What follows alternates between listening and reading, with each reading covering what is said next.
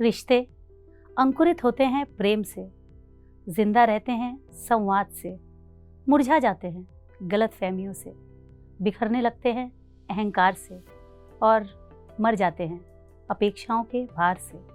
नमस्कार दोस्तों, स्वागत है आपका हमारे शो में जिसका नाम है रिश्तों की डोरी और मैं हूँ इस शो की होस्ट, आप सभी की दोस्त ममता कर्नाटक। आज हम बात करने वाले हैं एक्सपेक्टेशंस इन रिलेशनशिप पर। दोस्तों, अपेक्षाएं चाहे ज़िंदगी से हो या रिश्तों से, अगर पूरी हो जाए तो सब कुछ कितना सुहाना लगता है, और अगर ना पूरी हो तो वो हमारी और हमारे रिश्ते की सेहत दोनों को ख़राब कर देती है। अपेक्षाएं ख्वाबों की तरह होती है और हमारे हर ख्वाब पूरे हो ये ज़रूरी तो नहीं। तो क्या रिश्तों में अपेक्षाएं करना सही नहीं है, या उसके पूरे ना होने से हमें दुख नहीं होना चाहिए?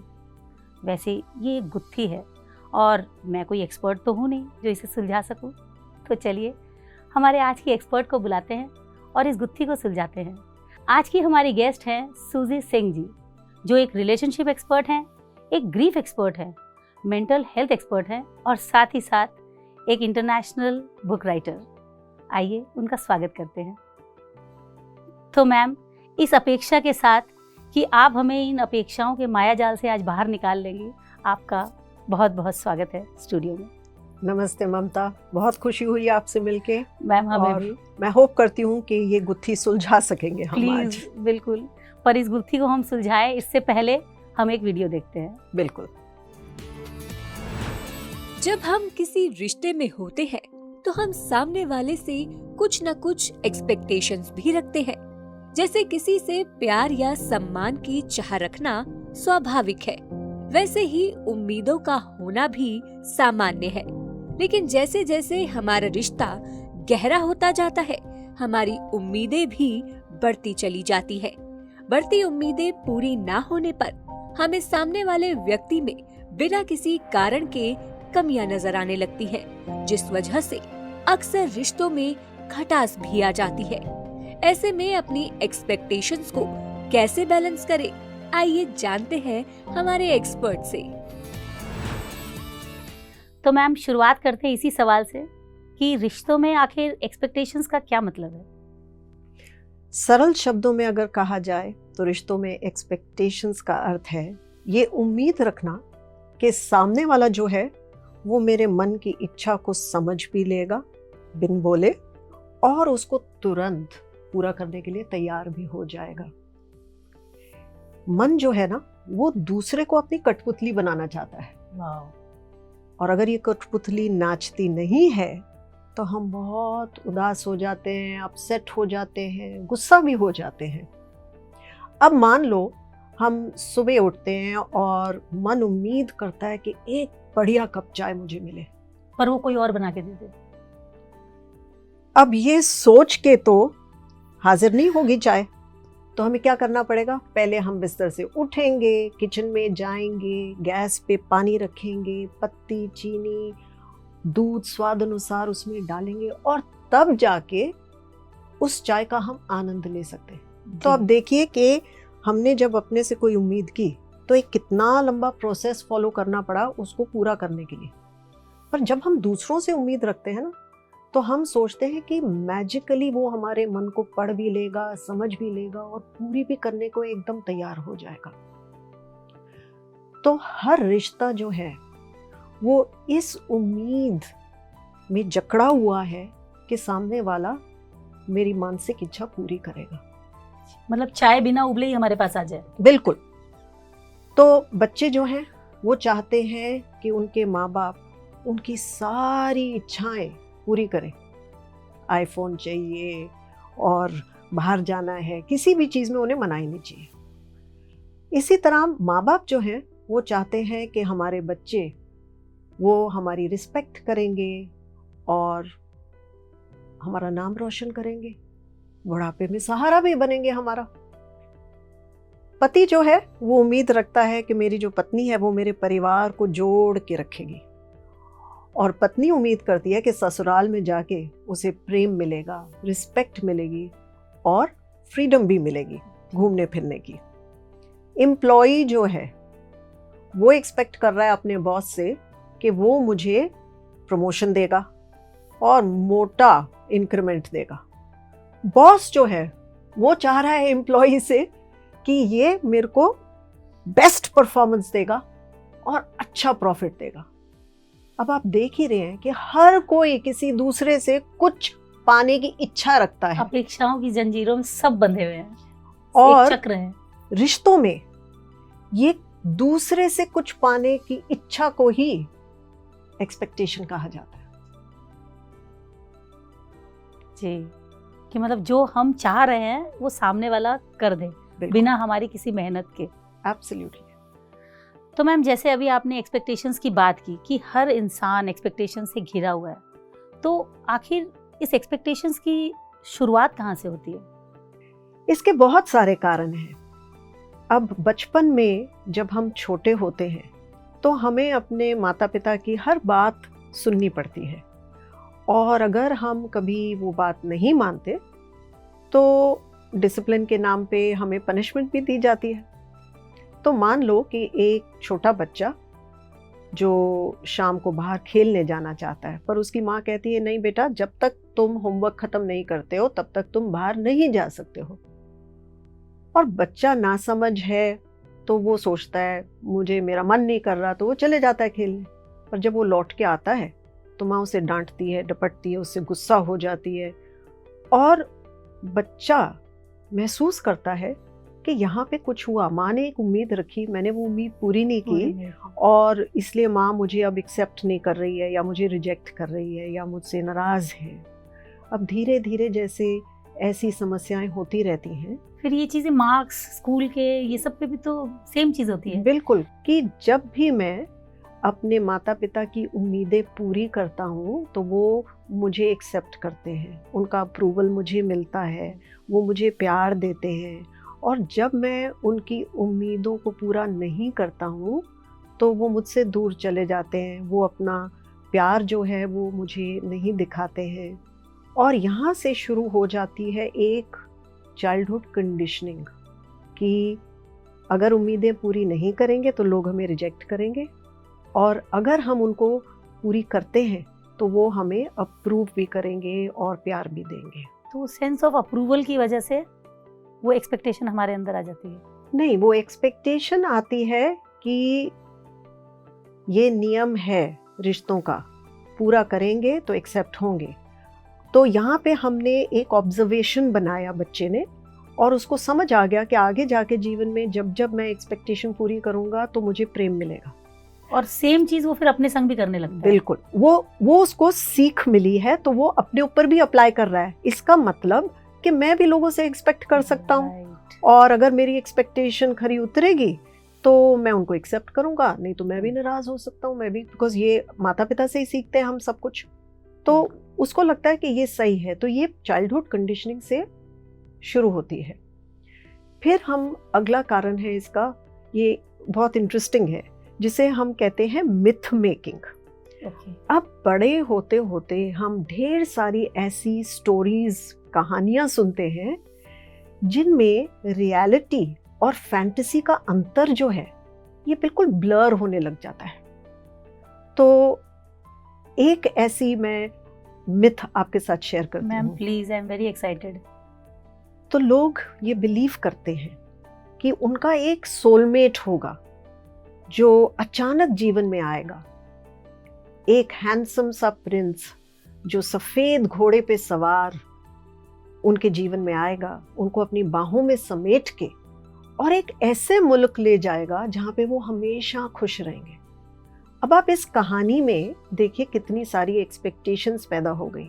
सबसे पहले कि हर किसी का सोलमेट होगा, तो हर इंसान ये इंतज़ार कर रहा है कि मुझे ऐसा कोई मिलेगा जो मेरी आत्मा पढ़ सकेगा, जो बिना कुछ कहे उसको मेरे बारे में सब समझ आ जाएगा और वो ढेर सारा प्रेम देगा मुझको। दूसरी एक्सपेक्टेशन, सफ़ेद घोड़े पे आएगा हैंडसम प्रिंस, मतलब मेरा जो पार्टनर होगा या जिसको भी मैं ऐसे मिलूंगी जो स्पेशल होगा मेरे जीवन में, वो एक बहुत हैंडसम होगा और वो मुझे अपनी बाहों में समेट लेगा। यहाँ पे एक रोमांस जो है उसकी एक्सपेक्टेशन आ रही है। उम्मीद है कि जो भी हमारा एक इंटीमेट रिश्ता होगा उसमें ढेर सारा रोमांस होगा, और फिर वो मुझे एक ऐसे मुल्क ले जाएगा जहाँ पे मैं हमेशा खुश रहेंगे हम दोनों। तो यहाँ पे जो हिंदी पिक्चरों का असर नज़र आ रहा है कि हैप्पी एंडिंग वाली स्टोरी होगी, मतलब हमारे रिश्ते में हम एक दूसरे से प्यार करेंगे, कभी डिसएग्रीमेंट नहीं होगा, सब अच्छा होगा, हम हंसेंगे खेलेंगे, बाहर जाएंगे। तो ये जो है ये एक फैंटेसी है और अक्सर ऐसा होता नहीं है, पर क्योंकि हमने ऐसी कहानियाँ सुनी हैं, फिल्मों में ऐसा हमने देखा है, तो यहाँ से ये एक्सपेक्टेशन बन जाती है। बिल्कुल, हम इतना एक्सपेक्ट कर लेते हैं अपनी ही लाइफ से कि उतना जब नहीं मिलता है तो अच्छा भी मिल रहा होता है तो हमें वो भी बुरा लगता है, बिकॉज वो हमारी फैंटेसी को रिलेट नहीं कर रहा है। बिल्कुल। और अगला है मैजिकल थिंकिंग। अब हर इंसान में, हमारी उम्र जितनी भी हो जाए, हमारे सबके अंदर एक छोटा सा बच्चा है जो मैजिक में बिलीव करता है, मिरेकल्स में बिलीव करता है। तो मुझे याद है कि जब हम लोग कॉलेज में हुआ करते थे तो जब भी किसी लड़की की, स्टूडेंट की आईलैश गिर जाती थी तो ऐसे हथेली उल्टी करके वहाँ पे आईलैश रखती थी, आंखें बंद करके, और मन ही मन कुछ विश करती थी जो उसे पूरा यकीन था कि ये पूरा हो जाएगा। तो आज के ज़माने में मुझे नहीं लगता कि लड़कियां आईलैश पे विश करती हैं, पर इसका बड़ा अपग्रेडेड वर्जन कई आ गए हैं। राइट। तो अब हम एफर्मेशंस करते हैं, और एफर्मेशंस का मतलब कि हम रोज़ ये सोचते हैं कि जो चीज़ हम बार बार रिपीट कर रहे हैं सोने से पहले, वो मैनिफेस्ट हो जाएगा, वो इच्छा मेरी पूरी हो जाएगी। और इसीलिए हम देख रहे हैं कि लॉ ऑफ अट्रैक्शन की कितनी पॉपुलैरिटी है, लोग कितना उसे करते हैं, क्योंकि उनको अपने जीवन में मैजिक क्रिएट करना है। और विजन बोर्ड्स बनाते हैं कि मैं अपने करियर गोल्स को ऐसे अचीव करूँगा। तो ये सारे जो हैं, ये एक मैजिकल थिंकिंग, जो बचपन में जैसे हम लोग सोचते थे कि परियां होती हैं और एक हेवन होता है, तो वहाँ से ये एक्सपेक्टेशंस हमारी बनी चली आती हैं। फिर है हमारी जो फैमिली बेस्ड एक्सपेक्टेशंस, कि जिस परिवार में हम पले बड़े, जो हमने संस्कार देखे, वैल्यूज़ देखे, तो हमें लगता है कि अरे सब तो ऐसा ही करते होंगे। तो वो दूसरों से भी हमारी एक्सपेक्टेशन बन जाती है कि वो ऐसा करेंगे। मान लो अगर हमारे घर में ये एक रिचुअल है कि बड़ों के हम पैर छूते हैं, तो अगर हमारा कोई दोस्त आएगा, चाहे उनके घर में वो रिचुअल हो या ना हो, तो हम एक्सपेक्ट करेंगे अरे अरे मम्मी पापा के पैर छू, है ना। या किसी ने देखा कि घर में जो बहुएं थीं वो हमेशा खुद पकाती और परोसती थीं। अब बड़ा जब होता है वो बच्चा, उसकी शादी होती है, हो सकता है कि उसकी जो पार्टनर है वो वर्किंग हो और हफ्ते भर में वो ऐसी उम्मीद पूरी नहीं कर सकती है, पर उसको एक्सपेक्टेशन फिर भी होगी। तभी हम देखते हैं कि जब किसी का लव अफेयर होता है, तो जब तक अफेयर में हैं तो काफ़ी अच्छा चल रहा है सब कुछ, और जब शादी की बात आती है और फैमिली इन्वॉल्व हो जाती है, तो सडनली ये जो फैमिली की एक्सपेक्टेशंस बीच में आ जाती हैं, उसकी वजह से काफ़ी डिसएग्रीमेंट्स होने लग जाते हैं। तो ये रही हमारी फैमिली एक्सपेक्टेशंस। अब हमारा आता है कि इससे मिलता जुलता एक और कारण है, जो है पास्ट एक्सपीरियंस। पास्ट मतलब पीछे जो गुजर गया समय। okay. अब मान लो एक बच्चा है, उस परिवार में बड़े सालों से माँ बाप ट्राई कर रहे थे, उनकी कोई औलाद नहीं हुई, और फिर 10, 11, 12 साल के बाद उनका एक लौता बेटा पैदा हुआ। अब उसको तो वो बिल्कुल भगवान की तरह ट्रीट करते हैं, इतना पैम्पर करते हैं, इतना सब कुछ, उसकी जो वो बोलता था वो उम्मीद पूरी होती है। तो इस बच्चे में जब वो बड़ा हो जाता है, क्योंकि हमेशा उसकी जो मांगे थी पूरी की गई, तो उसमें एक सेंस ऑफ एंटाइटलमेंट आ जाता है। अब वो बड़ा होने के बाद भी सोचता है कि मैं अपने काम पे जाऊं या ऑफिस में जाऊं, मेरे कोलीग्स हैं, मेरे फ्रेंड्स हैं, जो मेरी पार्टनर है, ये सारे लोग जो मैं कहूँगा वो पूरा करेंगे, क्योंकि उसकी एक्सपेक्टेशन अपने बचपन के एक्सपीरियंस पे बेस्ड है। तो इसी से जुड़ा हुआ एक और बड़ा इंटरेस्टिंग किस्सा है, जो इसके रिवर्स वे में एक्सपेक्टेशन बनती है और एक प्रकार की नेगेटिव एक्सपेक्टेशन होती है। वो जब मैंने कॉलेज ज्वाइन किया तो उस समय कॉलेजेस में रैगिंग बैन हो गई थी बिल्कुल। तो मुझे याद है कि दिन में तो सब बहुत अच्छा बिहेव करते थे, पर रात को हॉस्टल में जो सीनियर्स होते थे वो छुप छुप के फ्रेशर्स की रैगिंग करते थे। और जब उनसे बातचीत की गई तो उन्होंने ये कहा कि जो हम पे बीती वो फ्रेशर्स पे भी बीतनी चाहिए, वो उनका ही एक्सपेक्टेशन था ये। तो हम ये देख रहे हैं कि कैसे ये एक नेगेटिव वे में भी लागू हो सकता है। बिल्कुल। और आखिरी जो कारण है वो है, जिसे मैं बोलती हूँ रिटर्न ऑन इन्वेस्टमेंट, कि कई बारी हम किसी रिश्ते में इतना ज़्यादा अपने आप को दे देते हैं, इतना सैक्रिफाइस कर देते हैं उनकी ज़रूरतें पूरी करने के लिए, उनकी देखभाल करने के लिए, इतना प्रेम दे देते हैं कि उसके साथ हमारी उम्मीदें जुड़ जाती हैं कि आगे जाके समय आने पर ये भी मेरे लिए बिल्कुल ऐसा ही करेंगे। और जब वो नहीं होता है तो बहुत सारी हर्ट फीलिंग्स हो जाती हैं। तो ये काफ़ी कारण है। अगर आप देखें तो बड़े होते होते ये जो एक्सपेक्टेशंस का बोझ है ये बहुत ज़्यादा बड़ा हो जाता है हमारे मन में। और मेरे ख्याल से जो आपने आखिरी पॉइंट बोला कि हम किसी के लिए जब करते हैं तो कहीं ना कहीं वो बाय डिफ़ॉल्ट हमारे अंदर ये आ जाता है कि वो सामने वाला भी हमारे लिए कुछ तो करेगा। एंड आई एम श्योर कि आपने अभी जितने भी ये पॉइंट्स डिस्कस किए हैं ये बहुत ही हेल्पफुल हैं और हमारे दर्शकों के लिए भी बहुत हेल्पफुल होंगे। बट मैं ये जानना चाहती हूँ कि क्या फिर एक हेल्दी रिलेशनशिप के लिए एक्सपेक्टेशंस नहीं रखना ज़रूरी है? तो एक्सपेक्टेशंस एक रिश्ते को मजबूत भी बना सकते हैं अगर सही तरीके से वो एक्सपेक्टेशंस रखी जाएं, और अगर नहीं तो उस रिश्ते को वो कमज़ोर भी कर सकते हैं। तो जब हम ये उम्मीद करते हैं कि रिश्तों में बिन बोले दूसरा हमारी मन की बात समझ ले और ये तो उसे पता होना ही चाहिए, कई बार ऐसे मन में आता है कि इतने सालों से हम इकट्ठे रह रहे हैं, अभी तक इनको ये बात मेरी समझ नहीं आई, इनको तो पता होना चाहिए। तो ये इंटाइटलमेंट हो गई। तो यहाँ पे क्या है कि रिश्ते में तनाव आने लगता है। पर अगर हम एक दूसरे के साथ बैठ के डिस्कस कर सके, खुल के क्लैरिफाई कर सके कि मेरी आपसे ये उम्मीद है, और सामने वाला भी बताए कि वो आपसे क्या उम्मीद कर रहा है। और अगर हम उम्मीद वर्ड न भी यूज करें, हम अपनी चाहत बता सकते हैं कि मैं ये चाहती हूँ, ऐसा चाहती हूँ। बिल्कुल, क्योंकि है तो एक्चुअली चाहत या मन की इच्छा है ना, मन की इच्छा ही है। और वो डिस्कस करें कि क्या सामने वाला वो एक्सेप्ट करने को तैयार है, वो उम्मीद पूरी करने को तैयार है, या कोई चेंज लाना चाहता है। तो डिस्कशन से और अग्रीमेंट से, क्लैरिफाई, डिस्कस, अग्री, ये 3 स्टेप्स जो हैं ये बहुत ज़रूरी हो जाते हैं, तब रिश्ता बहुत हेल्दी भी हो सकता है। अब कुछ साल पुरानी ये बात है, मुझे अपने बच्चों को पढ़ना पढ़ाना बहुत अच्छा लगता था, और जब मेरे बेटे के 12वीं के बोर्ड एग्ज़ाम्स आए तो मैंने सोचा कि जिस तरह मैंने अपनी एल्डर डॉटर को बहुत सपोर्ट किया था तो उसी तरह मैं बेटे को भी पढ़ाऊँ लिखाऊँ। पर बेटे का जो पढ़ने का तरीका था वो अलग था, क्योंकि वो बहुत इंडिपेंडेंट था अपनी पढ़ाई लिखाई करने में। तो जब मैं बार बार उसे बोलने लगी, वो 12वीं में आया और रोज़ बेटा बैठ जाओ, पढ़ने बैठ जाओ, तो बच्चा फिर नेचुरली अपसेट होने लगा थोड़ा सा।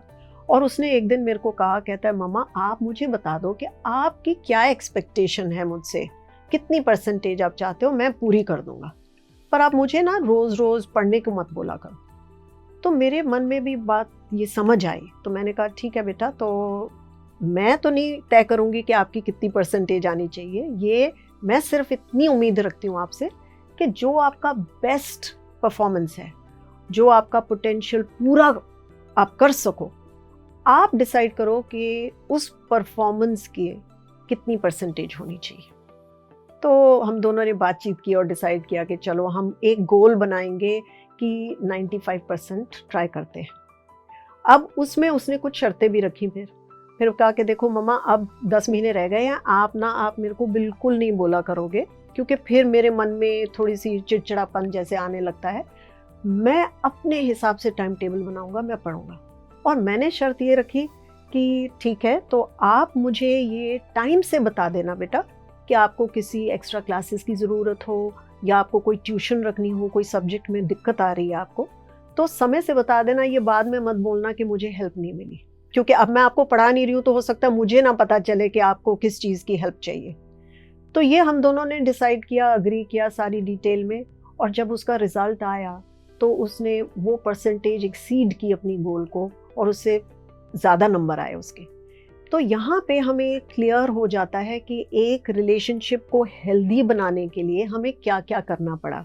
हमने पहले तो एक जो मेरी एक्सपेक्टेशन थी मैंने क्लियर की, उसकी एक्सपेक्टेशन उसने क्लियर की, मिल के हमने एक गोल बनाया।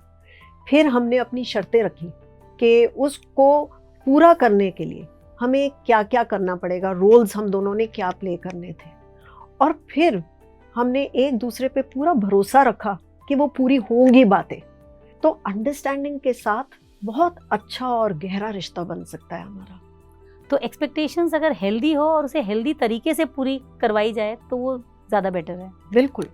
तो मैम जैसे अभी आपने अपने बच्चों का एग्जाम्पल दिया कि आपके 2 बच्चे और दोनों की अलग अलग पढ़ने का तरीका अलग, तो क्या व्यक्तिगत अनुभव के आधार पर भी हमारी एक्सपेक्टेशंस अलग अलग हो जाती हैं? तो मैं एक आपको स्टोरी बताना चाहूँगी, प्लीज़। रियल केस है। एक कपल था जिनका बहुत लंबा अफेयर चला, और वो दोनों ही एक दूसरे को काफ़ी समय से जानते थे, पसंद करते थे। दोनों की बड़ी अच्छी जॉब भी लग गई। जब शादी हुई तो वो इकट्ठे दफ्तर जाते थे और साथ ही लौट के घर वापस आया करते थे। पर जब वो घर लौटते थे तो हस्बैंड का थोड़ा सा मूड ऑफ सा हो जाता था, और उसके बाद फिर छोटी छोटी बातों पे अनबन होने लगती थी। तो कुछ दिन तक ऐसा चला, और फिर वाइफ ने नोटिस किया कि यहाँ पे तो कुछ दिक्कत आ रही है हमारे बीच में। वैसे वीकेंड पे तो हम बिल्कुल ठीक रहते हैं, पर जो वीकडे पे हम दफ्तर से लौट के आते हैं तो पता नहीं ये मेरे से अपसेट क्यों हो जाते हैं। तो उसने डिसाइड किया कि क्यों ना मैं खुल के बात करूं, इनसे पूछ ही लूं, पता तो चले हमारे बीच में चल क्या रहा है, क्योंकि इतने सालों से हम एक दूसरे को जानते हैं, तो ये बात तो मुझे समझ ही नहीं आ रही है। तो छुट्टी के दिन एक दिन मौका पकड़ के उसने अपने हस्बैंड से पूछा कि क्या आपको मुझसे कोई कंप्लेंट है? तो वो हैरान रह गए, कहते नहीं ऐसा तो कुछ नहीं है। तब उसने कहा, कहती है पर जब हम दफ्तर से लौट के आते हैं तो आप बड़े उदास से लगते हो, ऐसे लगते हो कि जैसे कुछ सही नहीं हो रहा है। तब जाके पति ने बताया कि जब मैं घर आता हूँ ना तो तुम मुझे एक गिलास पानी नहीं पूछती हो। अब हैरान हो गई उसकी वाइफ। वो सोच रही है कि देखो हम तो दोनों जो हैं दफ्तर से इकट्ठे लौट के आ रहे हैं, थके हुए हैं, और अगर आपको मन है पानी पीने का तो आप मुझसे मांग भी सकते हैं, तो मैं तो खुशी खुशी आपको ला के दे सकती हूँ, या खुद भी जाके ले सकते हैं। तो जब उसने ये बात कही तो हस्बैंड ने समझाया कि हमारे परिवार में इस बात को बहुत अहमियत दी जाती थी कि जब पति घर लौट के आए तो वाइफ उसकी जब पानी का गिलास ला के देती है हस्बैंड को तो उसको सादर सत्कार समझा जाता है, और क्योंकि तुम मुझसे नहीं पूछती हो तो मुझे कहीं ना कहीं ये वहम सा होने लगा कि क्या तुम मुझे रिस्पेक्ट नहीं करती हो। तो वाइफ ने बात क्लियर की कि ऐसा बिल्कुल नहीं है, और उसके मन में ये क्लियर हो गया कि ये इनकी फैमिली बेस्ड एक्सपेक्टेशन है, कि इनकी फैमिली में जो तौर तरीके थे उसकी वजह से ये मिसअंडरस्टैंडिंग क्रिएट हो। और वो तौर तरीके जरूरी नहीं है कि वाइफ के बचपन में रहे होंगे, उसके परिवार में था ही नहीं ऐसे। बिल्कुल। तो उसने उस दिन से ये तय किया कि मैं अब रोज आके ना इनको पानी का गिलास पूछूंगी। तो बिल्कुल वैसा ही उसने किया, और एक हफ्ते के अंदर अंदर हैरानगी की बात यह है कि वो मुद्दा ही खत्म हो गया, और अब उसके हस्बैंड उसको एक गिलास पानी ला के देखते थे, पूछते थे, क्योंकि वो जो रियल इशू था वो था रिस्पेक्ट का।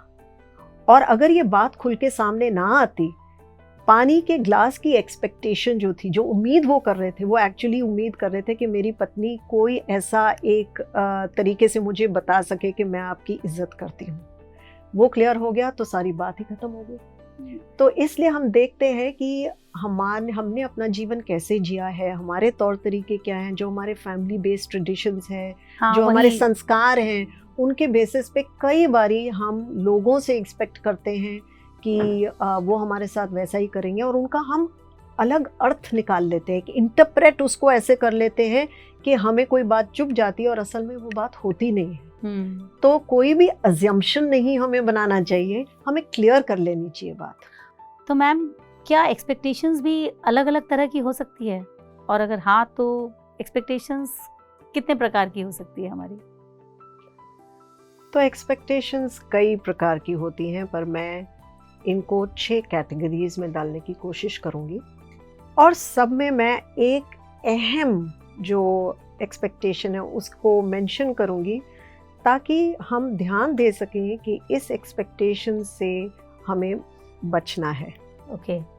तो सबसे पहली है रोमांटिक एक्सपेक्टेशंस, कि हमें जीवन में लगता है कि लोग हमें बहुत सारा प्यार दें, हमारे इंटीमेट रिश्ते में सब कुछ बहुत अच्छा होगा, बहुत अच्छी और केमिस्ट्री होगी। बहुत अच्छी केमिस्ट्री होगी, बहुत बिना बात किए चुप्पी में हम बैठे हैं और एक दूसरे का मन पढ़ सक रहे हैं, और हमारे बिल्कुल कॉमन इंटरेस्ट्स होंगे, और हम जो करेंगे साथ साथ मिलके करेंगे।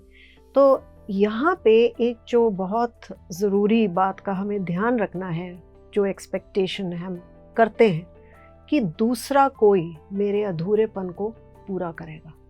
जी, ये बिल्कुल आपने सही बात कही। और हमें पता है कि हम केवल अपने आप को ही पूरा कर सकते हैं। पर मैम, ये समझ भी तो नहीं आता।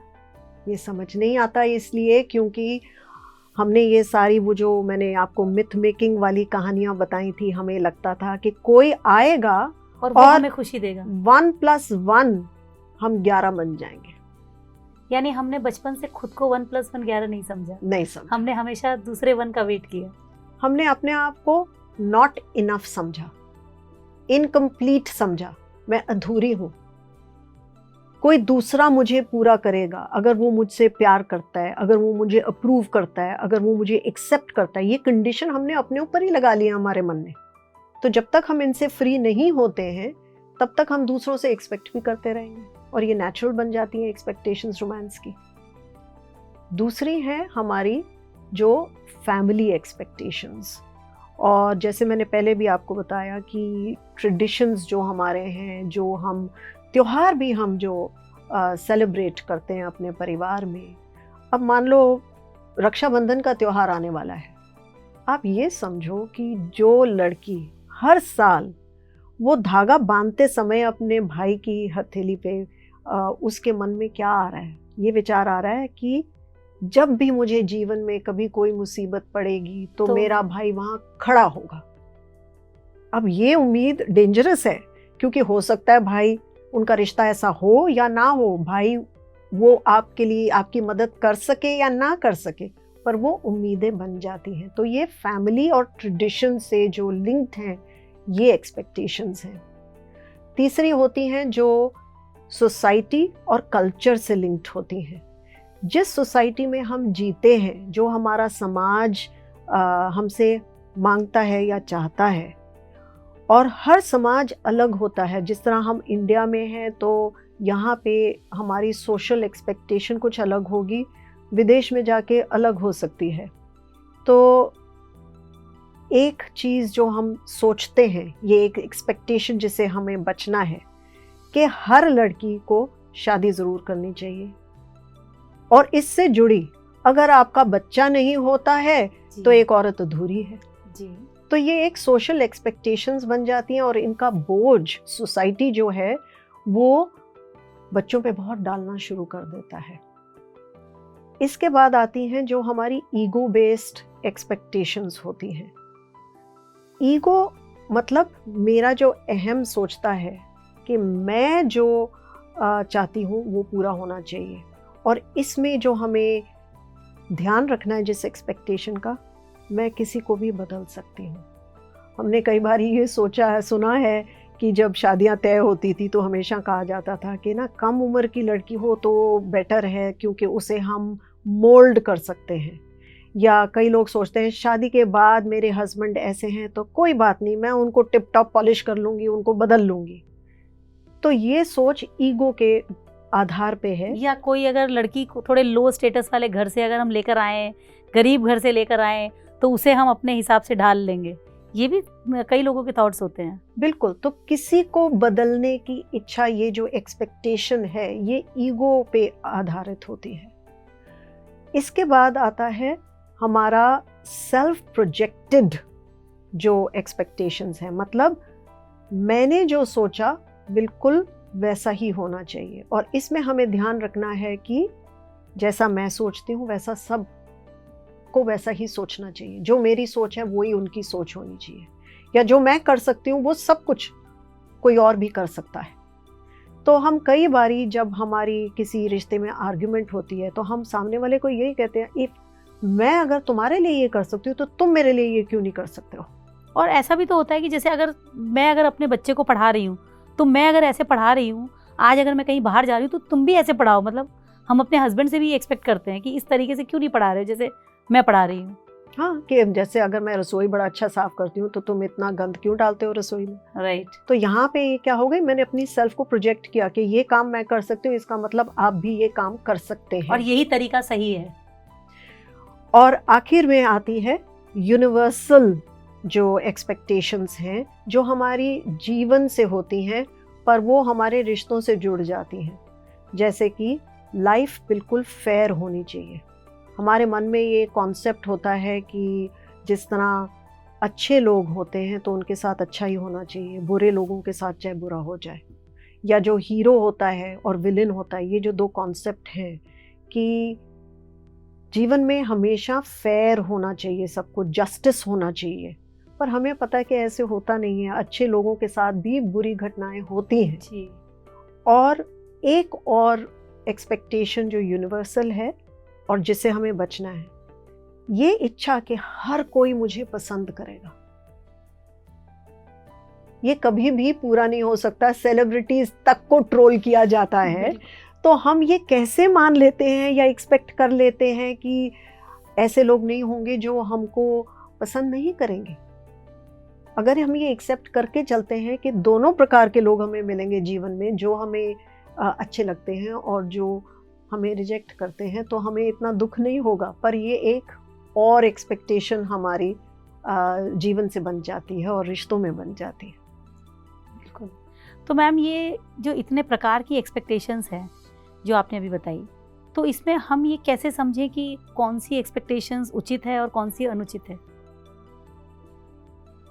तो क्या सही है, क्या सही नहीं है, ये स्टैंडर्डाइज करना रिश्तों में बहुत कठिन है, क्योंकि कोई भी रिश्ता हर समय एक जैसा नहीं होता है। पर मैम, कोई भी रिश्ता बिल्कुल एक्सपेक्टेशन लेस भी नहीं हो सकता। मतलब ये हम निजी जीवन में ये संभव नहीं है। मतलब फेयर एक्सपेक्टेशंस तो होती ही हैं, अदरवाइज हम जिएंगे कैसे? बिल्कुल। पर उसके लिए हमें हालात देख के डिसाइड करना पड़ेगा कि क्या फेयर है और क्या फेयर नहीं है। अब एग्जाम्पल के तौर पे मैं आपको बताती हूँ कि मान लो आपकी जो बेस्ट फ्रेंड है वो बिल्कुल आपके नज़दीक घर के पास ही रहती है और रोज़ आपको वो शाम को मिलने आती है, आप लोग ढेर सारी बातें करते हो, सब जो एक दूसरे के जीवन में चल रहा है एक दूसरे से शेयर कर रहे हो। अब उसकी 1 महीना पहले शादी हो गई है और 1 महीने से उसने आपको फ़ोन तक नहीं किया है। अब इसमें अगर हम हालात देखें तो शादी से पहले ये एक्सपेक्ट करना कि वो आपको फ़ोन करेगी और सब कुछ बताएगी, डिटेल में डाउनलोड करेगी, वो उचित है। पर शादी के बाद अगर हम वही सेम चीज़ उससे एक्सपेक्ट कर रहे हैं तो वो अनुचित है, क्योंकि अभी 1 महीना हुआ है, वो अपने नए परिवार में सेटल हो रही है, हो सकती है कि काफ़ी चैलेंजेस उसको आ रहे हों और अभी उसे बहुत कुछ और करना है जीवन में। हाँ, आपका रिश्ता बहुत स्ट्रॉन्ग है, आप उसकी बेस्ट फ्रेंड हो, पर अगर आप वो समझ रहे हो तो आपको भी समय देना चाहिए उसको।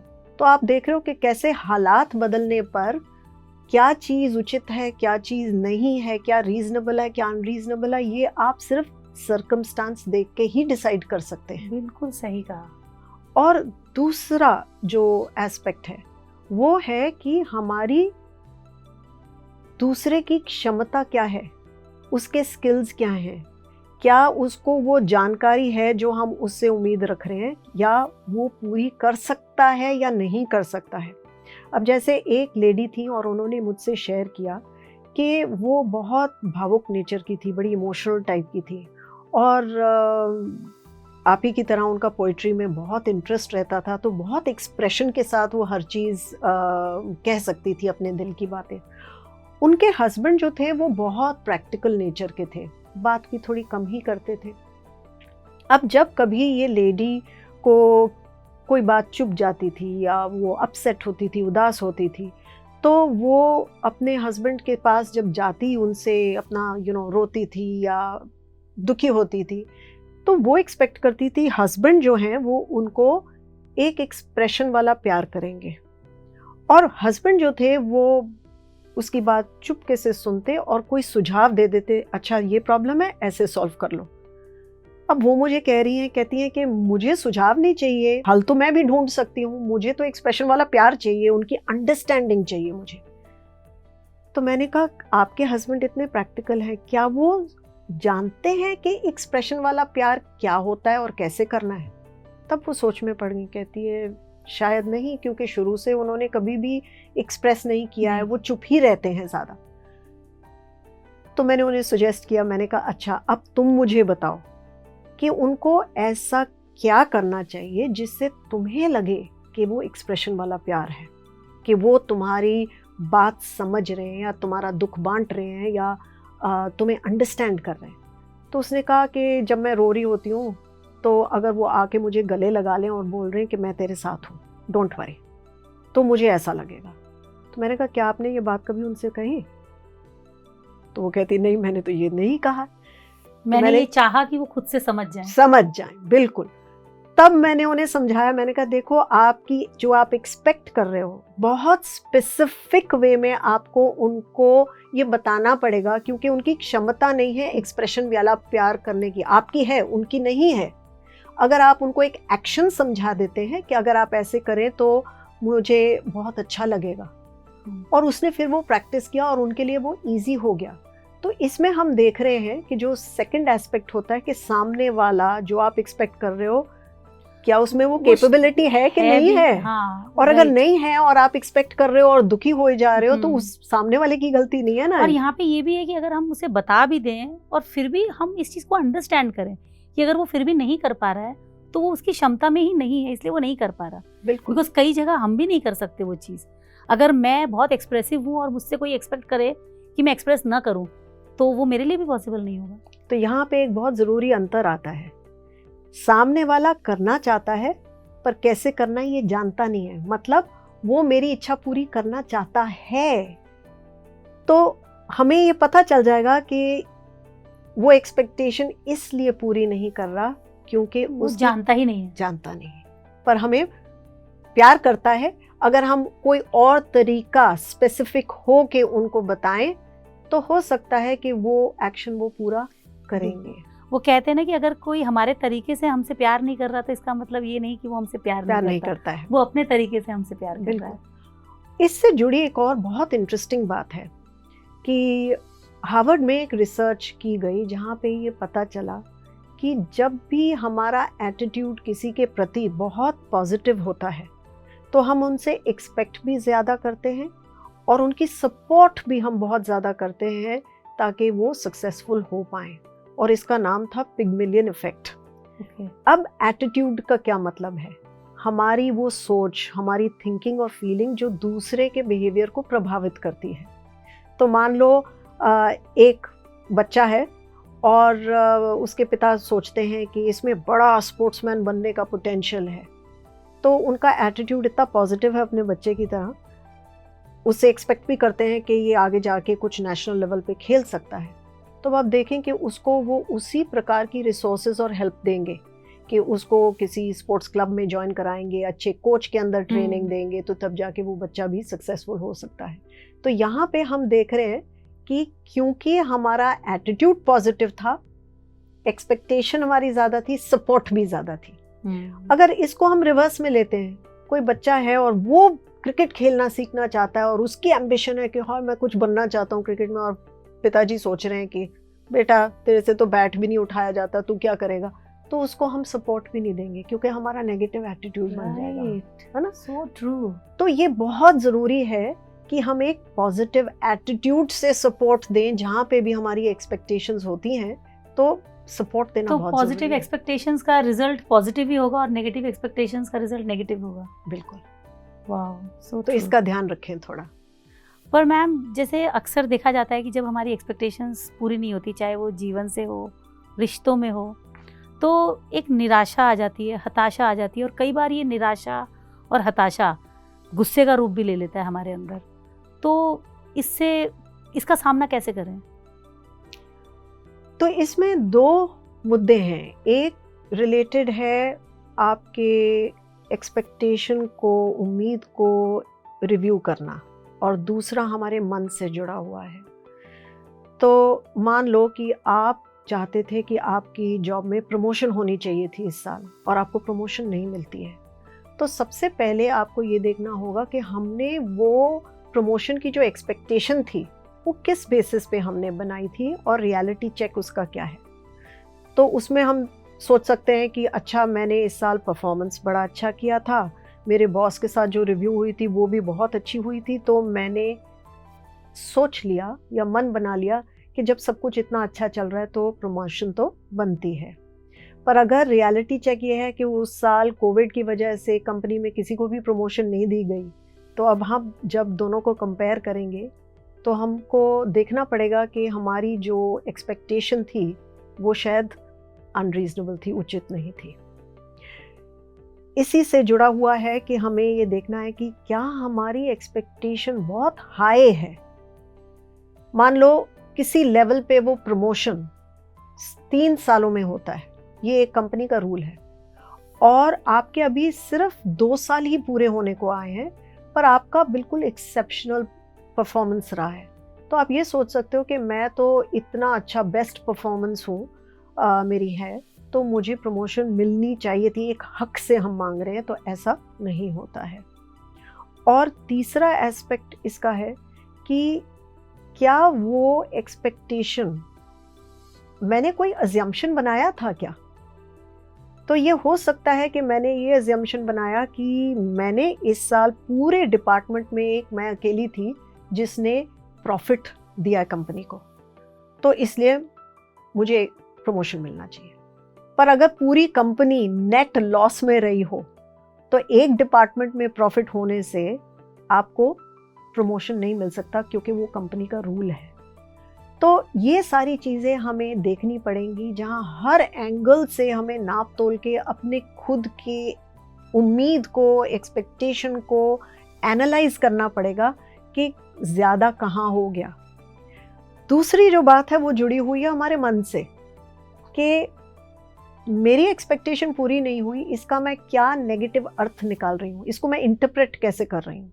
तो हो सकता है, मुझे लगता है कि कंपनी मुझे वैल्यू ही नहीं कर रही, इसलिए मेरे मन में विचार आने लग जाता है, मेरे को तो ये जॉब छोड़ देनी चाहिए, कहीं दूसरी जॉब ढूंढनी चाहिए मेरे को। पर ये भी सही नहीं है, क्योंकि जब हमें पता है कि उस साल किसी की और प्रमोशन नहीं हुई है, तो आपको पता है कि ये कंपनी आपको वैल्यू करती है, पर अपने रूल्स आपके लिए बदल नहीं सकती। मैम एक बार मैं आपको इंटरप्ट करूंगी, बट कई केसेस ऐसे हैं, इनफैक्ट पर्सनल नोन भी है मेरा कोई, कि अगर वो एनालिसिस करे तो ही इज़ द बेस्ट, मतलब कि वो बहुत अच्छे हैं और वो अपना काम बहुत ईमानदारी से कर रहे हैं, बहुत साल से उस कंपनी में हैं, और अगर वो अपने आप को पूरा एनालाइज करें तो उन्होंने अपना बेस्ट दिया है। और ऐसा भी नहीं कि कंपनी ग्रो नहीं कर रही है, कंपनी बहुत ग्रो कर रही है, लोगों को प्रमोशन मिल रहा है, पर कहीं ना कहीं उनको नज़रअंदाज किया जा रहा है, शायद इसलिए क्योंकि वो बहुत अच्छे हैं कि वो कुछ बोलते ही नहीं हैं। तो कहीं ऐसा भी होता है कि हमें फॉर ग्रांटेड भी लेते हैं लोग। बिल्कुल होता है। तो उससे भी हताशा आती है कि फिर हमारी अच्छाई का क्या मतलब, कि हम अपना काम कर रहे हैं ये सोचकर कि वो अपने आप एक्नॉलेज करेंगे। तो यहाँ मैंने आपको पहले बताया कि एक्सपेक्टेशन क्या है, दूसरा समझ जाएगा या वो हमारे हित की बात सोचेगा, ये ज़रूरी नहीं है। ये हमें अपनी एक्सपेक्टेशन सामने रखनी चाहिए। तो क्या उन्होंने खुल के ये क्लैरिफाई किया है कि मेरी परफॉर्मेंस इतनी रही, इतने सालों में मेरे को प्रमोशन नहीं मिला है और मुझे प्रमोशन मिलना चाहिए? अगर ये खुल के बॉस के साथ उनकी रिव्यू में डिस्कशन नहीं हुई है, इसका मतलब वो सेम मिस्टेक बना रहे हैं कि बिना बोले अनकही इच्छा मेरी पूरी हो जाए। वो ये सोच रहे हैं कि मेरा काम दिख रहा है ना, तो सामने वाले को अपने आप आपका काम दिख रहा है, पर हो सकता है कि बाकी जो अपना काम भी बहुत अच्छा कर रहे हैं वो साथ साथ अपनी एक्सपेक्टेशंस भी बॉस के साथ डिस्कस कर रहे हैं रिव्यू में, तो जो दिखता है वो बिकता है। ये बात तो है कि जो बात नहीं करेगा या अपनी एक्सपेक्टेशन सामने नहीं रखेगा, तो वो सोचेंगे कि ये इनको सिर्फ अच्छा इंक्रीमेंट दे दें, वो काफ़ी है, प्रमोशन इनके लिए ज़रूरी नहीं है, क्योंकि लिमिटेड प्रमोशंस होती हैं। देखो, सबको प्रमोट नहीं कर सकती कंपनी हमेशा। जिस तरह एक यू कर्व होता है, उसके बेसिस पे 2 या 3 जनों को डिपार्टमेंट में प्रमोट करना होता है। तो जो ज़्यादा आवाज़ करेगा, जो एक्सपेक्टेशन सामने रखेगा, उसकी पूरी हो जाएगी। जो बिल्कुल चुप बैठ के पीछे, वो कहते हैं ना कि क्लासरूम में बिल्कुल लास्ट बेंचर बैठे हैं, चुपके से बैठे हैं कि शायद हमें नोटिस कर लेगा बॉस, वो नहीं होगा।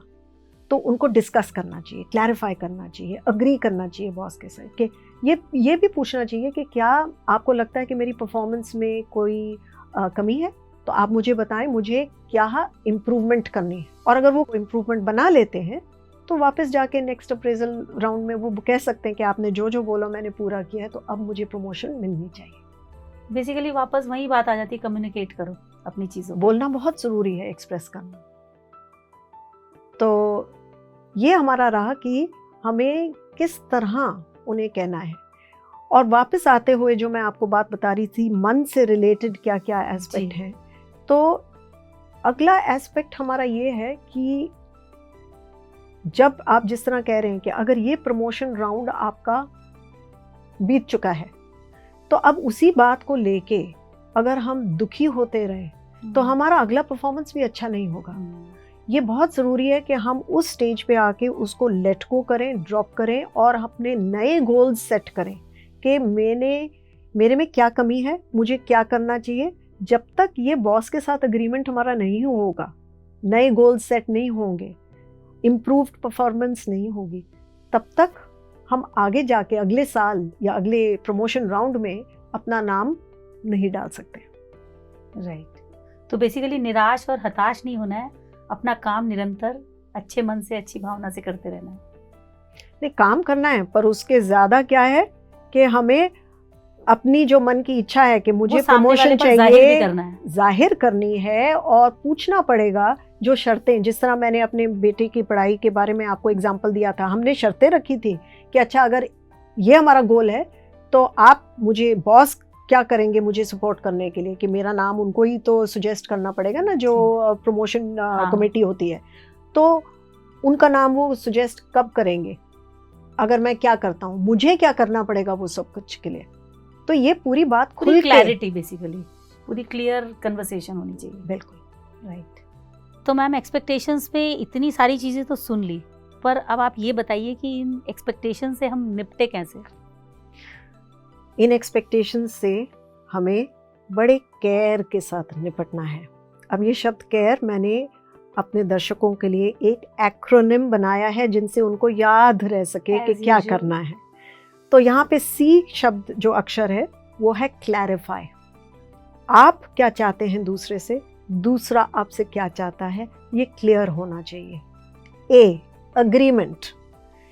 क्या वो अग्री कर रहे हैं कि ये पूरी कर सकते हैं आपकी जो इच्छा है, और आप इच्छा पूरी करने को तैयार हैं, या इनमें कोई अंतर लाना चाहते हैं, कुछ चेंज करना चाहते हैं। जैसे मान लो आपने अग्री किया कि हम ज़्यादा समय एक दूसरे के साथ स्पेंड करेंगे, और फिर ये अग्रीमेंट हुआ, वाइफ ने बोला कि नहीं मैं 1 घंटा आपके साथ रोज़ स्पेंड करना चाहती हूँ ऑफिस के बाद, तो हस्बैंड ने कहा नहीं 1 घंटा समय मुझे नहीं मिलेगा, 30 मिनट मिलेंगे। तो यहाँ हमने देखा कि अग्रीमेंट में कुछ कुछ शर्तें बदली गई। फिर आता है हमारा रिव्यू एंड रिवाइज। मतलब ये रिव्यू करना, आधा घंटा 1 घंटे का आधा घंटा हो गया, पर ये कब बिताएंगे हम ये समय। तो डिनर के बाद हम टीवी नहीं देखेंगे, उस समय हम इकट्ठे बैठेंगे और अपना मोबाइल फ़ोन भी दूसरे कमरे में छोड़ के आएंगे, ताकि आधा घंटा बिल्कुल हम पूरी अटेंशन दे सके एक दूसरे को। और ई मतलब एग्जीक्यूट, कि हमें भरोसे से वो वादा निभाना है। केयर शब्द को आपने कितना केयरफुली बताया हमें, अब हमेशा याद रहेगा। आपके ये एक्रोनिम इतने यूज़फुल हैं कि इनको याद रखना और उसके बाद उसके ऊपर काम करना बहुत आसान हो जाता है। बिल्कुल। तो पर मैम, ऐसा होता है कि कई बार हम अपनी एक्सपेक्टेशंस में इतने इनग्रॉस, मतलब इतने उलझ जाते हैं कि हम सामने वाले की या नॉर्मल सिचुएशन की जो एक वास्तविकता होती है उसको हम भूल जाते हैं। तो उस समय क्या करें? तो ज़्यादातर ऐसा तब होता है कि जब हम अपने आप को बहुत सेल्फ इम्पोर्टेंस देने लग जाते हैं, और कई बारी जीवन में ऐसे समय आते हैं जब हमारा अहंकार बहुत बढ़ जाता है। तो ऐसे समय के लिए और ऐसी समस्या के लिए एक डेनिश राइटर हैं जिन्होंने बहुत अच्छा सुझाव दिया है। उन्होंने एक दांतेस लॉ, जानतेस लॉ जो है वो प्रिस्क्राइब करते हैं। वो इस लॉ में 10 रूल्स हैं, मतलब 10 लाइनें हैं एक प्रकार से, जिनमें मैं 2-3 लाइनें आपको बताती हूँ। प्लीज। हमें ये नहीं सोचना है कि हम बहुत इम्पोर्टेंट हैं। हमें ये नहीं सोचना है कि हम किसी भी तरह से स्पेशल हैं। हमें ये नहीं सोचना है कि हम किसी दूसरे से ज़्यादा जानकारी रखते हैं। ऐसे 7 और रूल्स हैं उनके। मैम अगर आप बता सकती हैं तो प्लीज़ बताइए। अभी समय कम है, नहीं तो मैं सारे ही बता देती, और अगर कोई चाहे तो ये इंटरनेट पे जानतेस लॉ चेक कर सकते हैं और बाकी पूरी स्टेटमेंट्स देख सकते हैं। अब अगर हम इनको बस दिन में एक बारी पढ़ लेते हैं और कुछ समय तक पढ़ते रहते हैं तो हमारा अहंकार घट जाता है। साथ ही साथ हमारी लोगों से एक्सपेक्टेशंस कम होने लग जाती हैं। और मेरे हिसाब से हम सबको जीवन में किसी ना किसी समय पे जानतेस लॉ ज़रूर प्रैक्टिस करना चाहिए, क्योंकि इससे हमारे अंदर की ह्यूमिलिटी भी बहुत बढ़ती है और एक्सपेक्टेशंस कम रहती हैं। मैम डेफिनेटली इस लॉ के बारे में ज़रूर पढ़ेंगे। तो जाते जाते आप अपने अंदाज में हमारे दर्शकों को इस एक्सपेक्टेशंस की माया जाल से निकलने की कुछ खास टिप्स देते जाइए। सबसे पहले मैं ये कहूँगी कि दूसरों के लिए उतना ही करें जितना आप सरलता से कर सकते हैं और जितना आप उनके लिए सेवादान समझ के कर सकते हैं। आउट ऑफ द वे जाके ना करें। आउट ऑफ द वे करेंगे तो आपकी खुद की एक्सपेक्टेशंस बढ़ जाएंगी, और ये तो पक्की बात है कि आपको हर्ट होगा, क्योंकि ज़्यादातर हमने देखा है कि जिन लोगों को लेने की आदत होती है वो देने में इतने माहिर नहीं होते हैं। तो पहला तो हमें ये ध्यान रखना है। दूसरा मैं ये कहना चाहूँगी कि ये कभी भी ना सोचें कि कोई दूसरा आपको पूरा करेगा। आप अधूरे नहीं हैं। अपना ग्लास हमेशा खुद ही आपने भरना है, दूसरे पे डिपेंड नहीं करना है। और तीसरी बात कि ज़्यादा एक्सपेक्टेशंस का मतलब है जीवन में ज़्यादा दुख, इसलिए कम एक्सपेक्ट करो, सुखी रहो। मैम इतनी सरलता और इतनी सहजता से हमें एक्सपेक्टेशंस के बारे में समझाने के लिए आपका बहुत बहुत शुक्रिया। थैंक यू ममता। तो दोस्तों, दरअसल अपेक्षाएं होना गलत नहीं है, बल्कि बहुत ही स्वाभाविक है। पर उनके पूरा न होने से सामने वाले के प्रति अपना व्यवहार और अपनी भावनाओं को न बदले। वो कहते हैं ना कि अगर रिश्तों की तुरपाई भावनाओं की सुई से करेंगे तो टूटना मुश्किल है, और अगर अपेक्षाओं की सुई से करेंगे तो टिकना मुश्किल है। इसलिए अपने रिश्तों को प्रेम और सच्ची भावनाओं से शुद्ध करें, अपनी अपेक्षाओं से मैला नहीं। और एक बात हमेशा याद रखें कि जहाँ रखेंगे आप एक्सपेक्टेशंस, वहाँ होंगी फ्रस्ट्रेशंस। इसलिए फ्रस्ट्रेशन से दूर रहें और हमारे करीब। देखते रहिए हमारा शो। मैं आपसे मिलूंगी अगले एपिसोड में। Bye bye. PMC हिंदी बदले जीवन।